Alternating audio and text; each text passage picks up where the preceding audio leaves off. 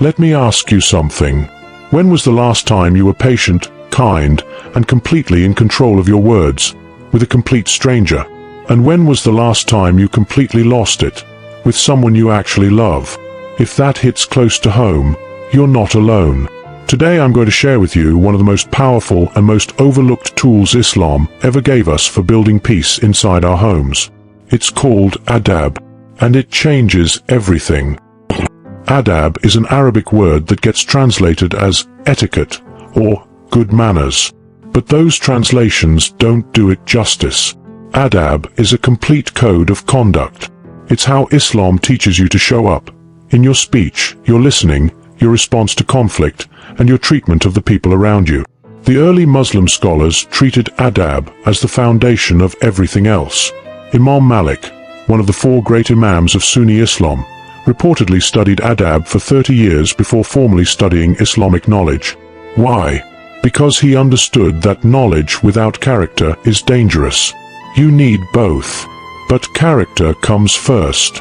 And family life is where character is tested the hardest. Here's something worth thinking about. We tend to show our best selves to strangers and our worst selves to the people we love. We hold doors for strangers. We apologize to strangers when we bump into them. We smile at people we've never met. But at home, we raise our voices. We say things we'd never say to a coworker. We take people for granted and let small frustrations explode into big arguments. Why does this happen? Because at home, our guard is down. We feel safe, and sometimes that safety becomes an excuse to stop making effort. Islam doesn't give us that excuse. The Prophet Muhammad, the greatest leader who ever lived, was once asked by his wife Aisha what he did at home. She said, he was at the service of his family. That's the model. And Adab is the roadmap to get there. Let me give you 5 practical principles of Adab that you can apply the next time conflict arises in your home. Number 1. Pause before you speak. The Prophet gave us a specific practice for anger. If you're angry while standing, sit down. If the anger doesn't leave, lie down. If you can make wudu, do it. Cold water has a physiological effect on the body. It literally calms your nervous system. This is a 1,400-year-old stress regulation technique. And it works. Number 2. Speak gently, always. Allah commanded Moses, a.s., to speak gently to Pharaoh. Pharaoh, the most arrogant tyrant of his time. If gentle speech was commanded in that situation, how much more important is it with our own families?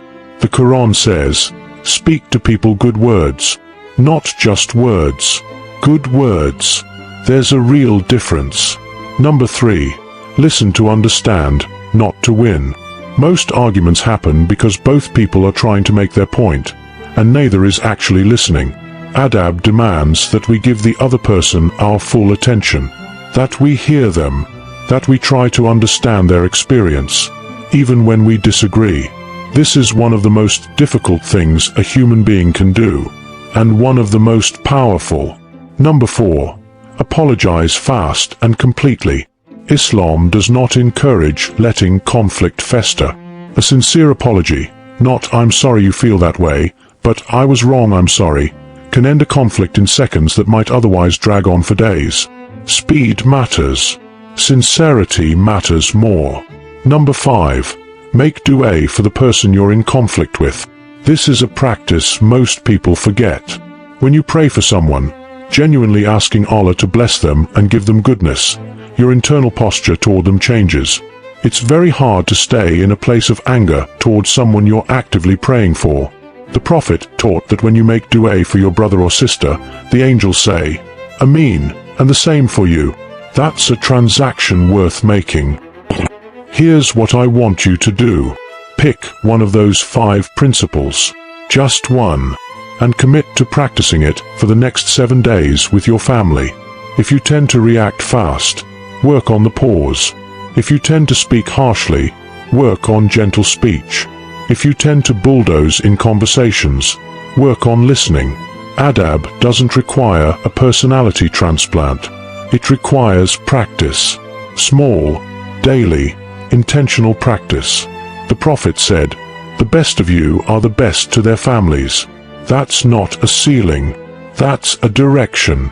And every step in that direction counts. Family is one of the greatest gifts Allah gave us. And it's worth fighting for. Just not with each other. Fight for patience. Fight for kindness. Fight for adab. If this video helped you, hit that like button and share it with someone who needs it. And if you want to go deeper into how Islam can transform your daily life, subscribe to this channel. I have a lot more coming for you. See you in the next one. Assalamu alaikum.